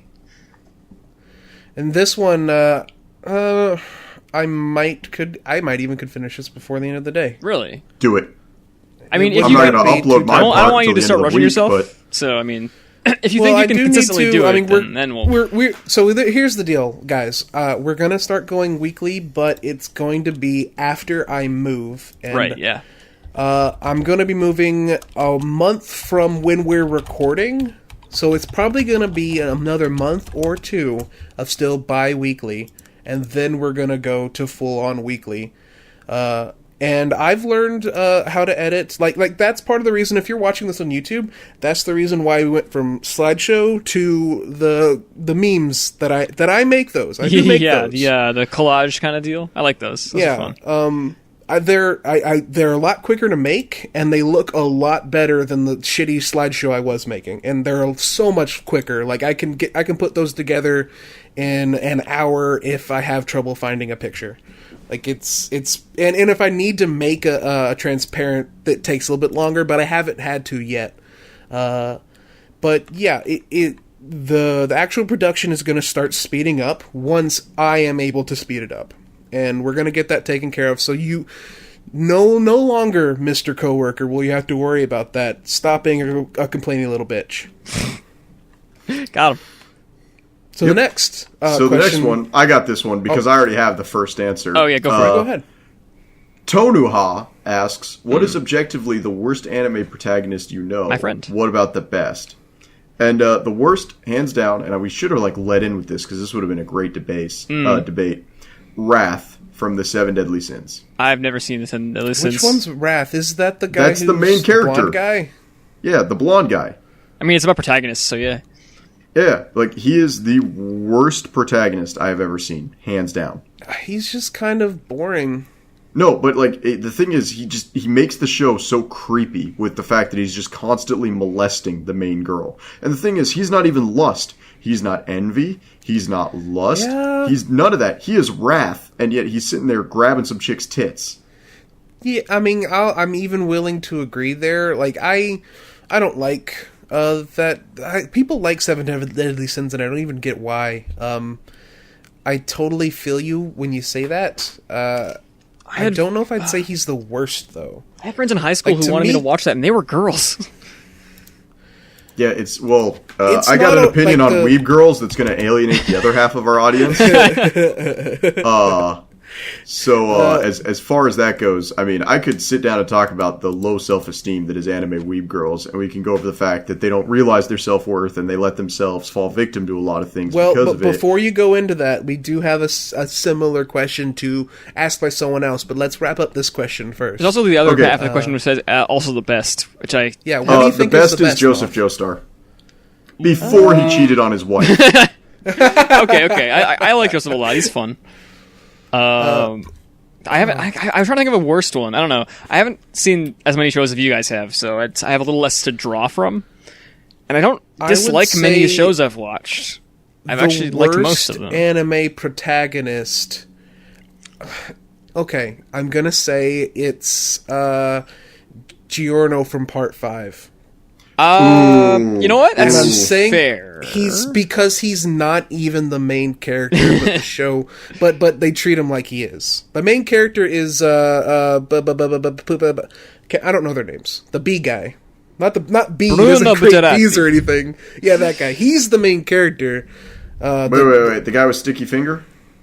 Yeah, doesn't he have sticky fingers. Yeah, I don't remember much about part 5 other than that I didn't care for it, but I know that like Giorno is just not a great main character because he's not the main character. They just treat him like he is. Kinda. That's fair. As for the best, I think, personally, my favorite main character is probably Shichika from my favorite show, which is Katana Gatari. Right. And it's just because he's an incredibly simple character. He was raised to think of himself as a sword because he is a human weapon. Literally, that's his whole thing. He's a swordsman whose sword is himself. Right. And because of that, he's very to the point, straight and narrow. But you get to, as he becomes more of a person through the journey of the show, he becomes more of a character and realizes his own wants, and he becomes more of an actualized character. And that's that amount of growth is something I like out of a main character. Okay. What about you, Frog? I'm having trouble coming up with the worst one.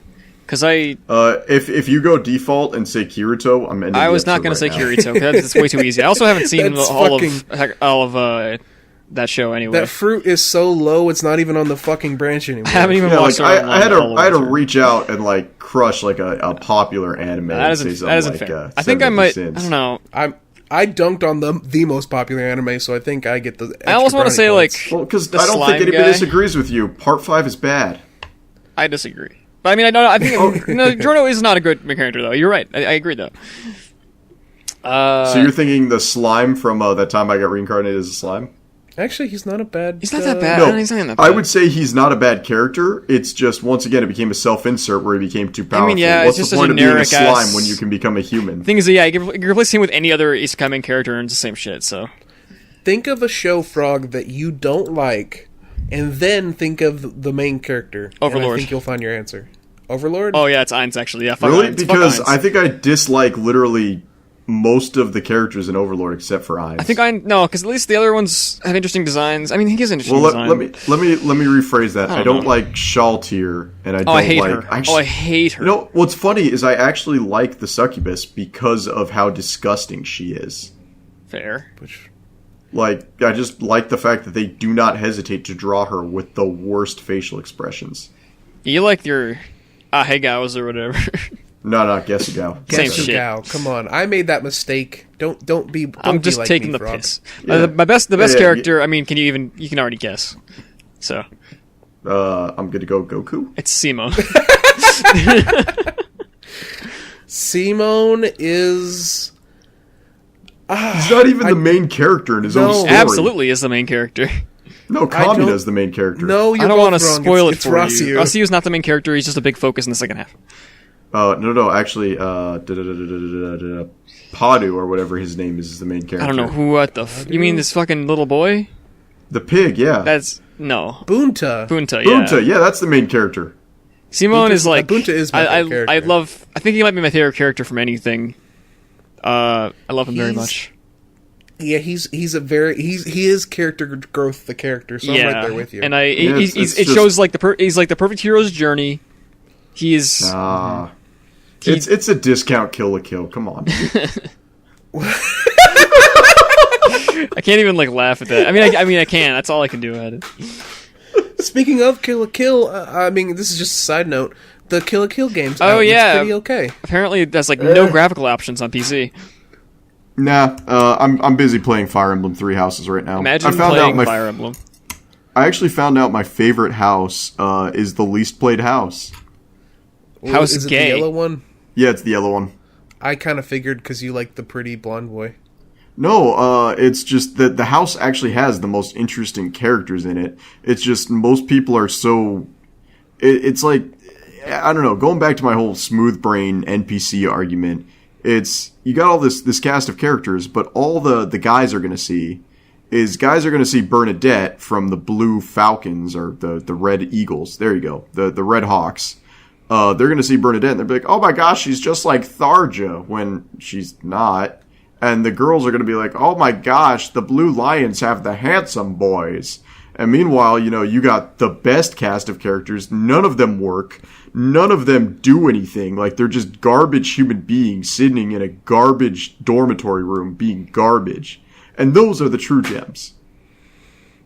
You know what? I'm gonna talk to those golden boys whenever I get that game. That's probably gonna be the first things I buy whenever I move, when I have expendable income, because I don't really want to play it.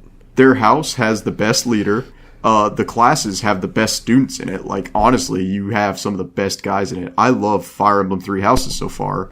And it's just, my little brother, I guess he's living in Japan right now. He sent me this thing. He's like, yeah, in Japan they did this huge thing, and it turns out the red and the blue house is maxed out. Wild. Frog, you know what I'm gonna say? Like, obviously, I don't think you have a Switch, so maybe Fire Emblem not for you. I kind of want one for Zelda and Mario, though. I actually think, because we've had a pretty in-depth discussion about RPGs off the podcast. Yeah, just now, actually. I think strategy RPGs could be a middle ground depending on which one you play. Here's the thing. I already played the best strategy game to ever exist, which is Into the Breach. So I don't think I'll ever be happy Into with the Breach. Sorry, I was going to say, you said Etrian Odyssey wrong. Etrian Odyssey is not a strategy game. Oh, sorry, strategy game? You said Age of Empires 2 wrong. That's like a real-time strategy game. It is a great game. I like that game. Oh, we talking only turn-based strategy then? Specifically, I think in this case, yes. Yeah, like Fire Emblem. Oh, okay. You said BattleTech wrong. I like Into the Breach. Into the Breach is fantastic. Anyway, back to questions. Yeah, we got one more, right? We have two more, really? actually. I don't get Kat's question because I didn't watch Made in Abyss, so okay. I have no idea who this character is. I didn't read the manga. But we're going to ask it before we ask Kat's. We haven't asked the first question we ever got. Well, technically the second. Quake, friend of the show, personal best boy, and husband of the podcast, has a question for Moth. How was it for you to grow up amongst one of the beasts of humanity, yaoi fangirls / fujoshis? It's not as bad as you think. They're incredibly shallow and they don't know what they like. A lot of them grow out of it by the time they're in college, but it's a lot of insecure girls who don't understand romance, don't understand anything. They actually let themselves date weirdly abusive guys. And this isn't like the incel thing where it's like, oh, why do girls only like the chat? It's like, they actually date creepy guys. And if you're dating them, you need to reevaluate your life and see how you are as a human being. But like, I'm not trying to even be sexist here because the guys are just as cringy and bad. But like, Funjoshis, actually, you know what? Watch Kiss Him, Not Me, Love Is Hard for Wotakus. Because they actually do a really good job representing like these kind of characters. Like everybody jokes about what's that one anime? No matter how I look at it, it's your fault I'm not popular. I guarantee you, the moment you like, and all the guys are like, "Oh my gosh, I don't know why anybody dates her. She's so cute." Blah blah blah blah. I guarantee you, I hung out with like 3 of those girls growing up in high school. That's red flag central. Like, you get red flags the whole time. So even if you find them attractive, you're so scared of what they're gonna do to you that you're like, your survival instinct takes over. So, I know it sounds negative, but like, honestly, they're insecure, they're growing up, everybody grows up and they're insecure. What worries me is Funjoshis in their mid-20s who are screaming about their favorite character from Voltron. You mean incels? Sure. Yeah, female incels, femcels. Well, I mean, involuntary celibate is yeah, it's a bisexual. Wait, no, unisex term. It's a bisexual term. Anyway, I have a little bit of experience growing up around Fujos because a lot of my friends in junior high school were Fujoshis, and everything Moth just said is 100% true. I can't. Nothing I can argue against. They're kind of weird, just in the same way that when you're growing up, if you're really into anime, you're probably kind of weird too.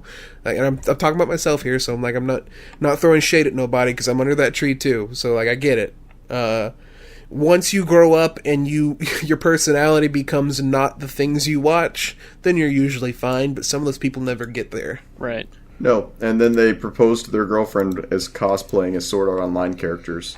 Oh, I just fucking cringed inside my liver. Fuck. That actually happened to one of my friends. I'm not even kidding you. He proposed to his girlfriend while they were cosplaying as Kirito and Asuna. And I mean, I'm happy for them. They're happily married. Life's great. But like, that falls into the category where I'm kind of thinking to myself, I'm like, do you guys role play when you're doing it? And do you like have the costumes on? And do you vicariously live your lives through anime characters? Like, you're already married. You're better off than these guys. What are you doing? See, you say that, but now in my head, I'm just imagining him screaming out, "Oh, 2 years of semen flowed endlessly!" Oh man, let's talk about that. Was that like the VN or something? Like that was okay. So it was an extra chapter for the light novel that was a porn chapter written by the author. oh my god. So there's no excuse. No excuse. It's awful. This is like if Oda finally went off and wrote his like light hentai for One Piece. Yeah, that's exactly what it is. And I don't think he stopped doing that until recently too. It's really fucking weird. Cause like not only that, but you have to think what that means. Cause that's two virtual characters going at it. So do you think it's like a wet dream type deal? He's just jizzing in his pants? Can you imagine? His mom goes in to like check on him. He's hooked up to the machine. He's got a huge throbbing boner. No, he's just got this giant wet spot, and he's like, "Oh God, he pissed himself again." And she starts fucking cleaning, and she's like, "Oh, my son is a man." No. It's so fucking gross. Anyway, we got one last question, right? One last question. This is from Cat is Lame TBH, also known as Cat. Hi, Cat. Also known as everyone's daughter. She asks, "What do you think about Bone Druid? He did nothing wrong." This is a Made in Abyss question. Yeah. I got no idea. You haven't watched that, hey? Well, I watched Made in Abyss with my wife, but like the last thing I remember seeing was an incredibly cute bunny girl. Oh, you didn't watch the whole thing? No. Yeah, the last episode is all about what Bone Druid did. It gets worse in the manga. Yeah, I haven't read the manga, so I can't. Is that the one where he sent her friend up to the surface and she became a slime cube? Basically, Yes. yeah. Not to the surface, that's Bone but Druid, the guy who did above that. from the 5th layer. So I can tell you, like not everything, but like the one thing I know of from the manga about Bone Druid is that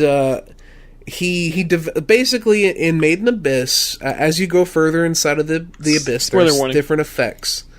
And one of the effects is that from one floor to another floor, you cannot go back up without suffering debilitating, like, physical changes to your body. And to get around this, Bone Druid figured out that instead of getting affected by this, all he has to do is strap orphans to his back on the way back up, and they'll get affected instead of him. And so he's a scientist that goes further into the abyss, and he brings orphans with him, and then on the way back straps them to their back, and they turn into fucking gross monster children, and he just fucking throws them away. It's great.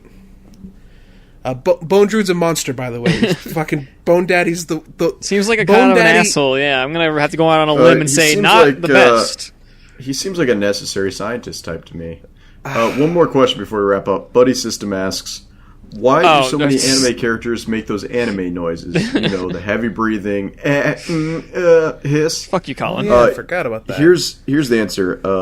Apparently, and this is probably something we should ask an actual Japanese person. Apparently, a lot of the sound effects we see in anime are real. The kind of stuff where like they go, "Oh," and "Oh yeah, whoa," yeah. Like they don't use like when I'm excited for something, I'm like, "Oh my gosh, I love this. This is great." They're more mellow. They're like, "Oh, they're more like onomatopoeia." Yeah, they're way more onomatopoeia. So that's the answer. Before I get accused of race crimes, I'm gonna stop answering it. See, I mean, that makes sense though. That exists outside of Japan, in the Midwest, and for some reason I do this too. I only figured out it was a Midwestern thing recently. No one in the South does this, so I know I'm by myself. There in the Midwest, if you bump into someone accidentally, the ope? Are you going to say ope? Ope, you just say "ope" instead of "sorry," and it's just a sound. And like, if someone hears you say it, and I do this, and I've always done this, and I only realized that when I heard a Midwesterner explain it, and I was like, "Oh my fucking god, I'm fucking weird." Yeah, they do that in Korea too.